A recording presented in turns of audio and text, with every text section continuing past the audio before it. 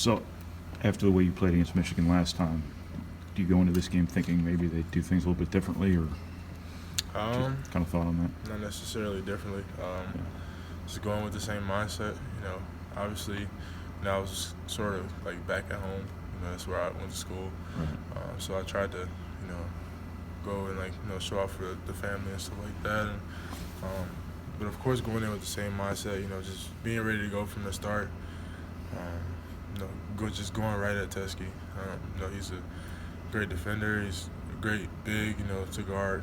But just on my end, just going at him and staying competitive the whole game. So I think right after the game, Juwan Howard said that you didn't score those points on Teskey, you scored them on him because they didn't double you. I mean, does that perhaps lead you to think that perhaps they might run a second guy at you periodically? I'm definitely expecting it, but I feel like this next game is going to be, if they don't double, which I think they will, I think it's going to be more of a, assist game. It's kind of show, bring up my passing ability. I try to do a good job of finding my teammates on the court. I kind of got a sense of know where they are. Every time I get the ball in the post, I know I have two guys opposite of me, and I just, I try to find spots and, so they're ready to shoot. So like I said, this is going to be probably more of a, kick out and, find an open teammate game. I'm not looking to go. Obviously, I'm not going out there trying to score 40 points again, but Right. just whatever way it works for us, and whatever way I can be productive, I'm ready for it. So.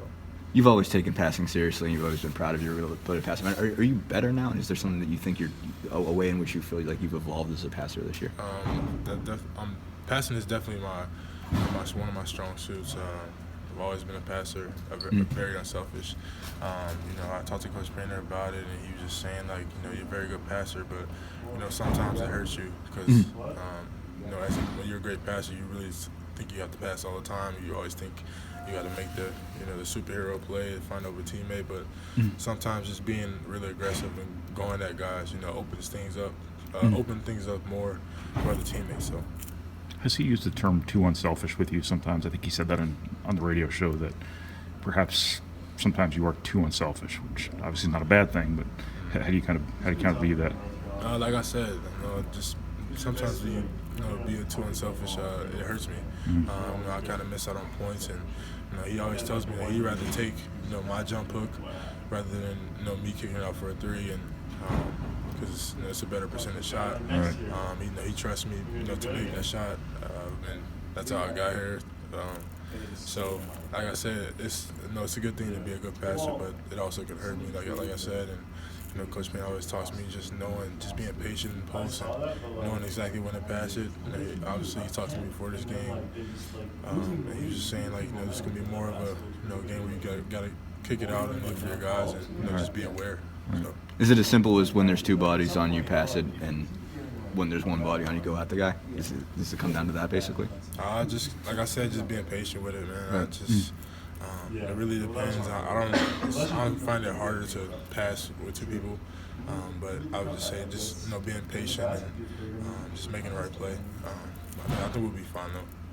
Have you seen anything on film from them? And they obviously have been pretty dedicated to one-on-one in the post. Have you seen anything change from that on them on film since they played you? Are they doing any more to run two bodies at guys, or do you keep seeing both players getting one-on-one coverage? For the most part, they play one-on-one and they have one scrape guy, I believe, and I just feel like this game, just because of my performance at their place, I feel like they are going to send two people at me just to get the ball out of my hands. So I'm prepared for that, and I obviously we're going to work on it today in practice, but like I said, I'm ready for it and just making the right play. I scored all those points last time, but it really didn't mean anything because we didn't win. So at the end of the day, I don't have to go out there and get 30, but I just one or two to win. So What's made you such an effective offensive rebounder this year? Just beyond being good at it in general. Just being able to create space. I feel like I have a really good nose for the ball. Like when somebody shoots, I know when it's going to come off. I know the area is going to go, and I feel like that's a skill, a God-given ability to kind of know and have that awareness. Are you going after them more now than you were a year ago? Definitely. Just my weight, of course, and I just feel better. I feel more confident. I feel like I can get every rebound. I have that mindset, so Yeah. You had mentioned after the game Tuesday that coming off the bench kind of motivated you. Why did you feel like you needed to come off the bench, or why was that such a big motivation for you? Not necessarily a motivation. I think what I meant by that, I really could care less about starting. If we get a great start, that's all that matters. Like I said, all the games that we've lost have came from our starts. Our start of a half, or start of a game, even. So as long as Purdue has a great start, I could care less about starting and win the game. I could care less how many points I score. So I don't think it's much more of a motivation, but it's more of a matureness. Just knowing that things change, and you got to be ready when your name's called. So.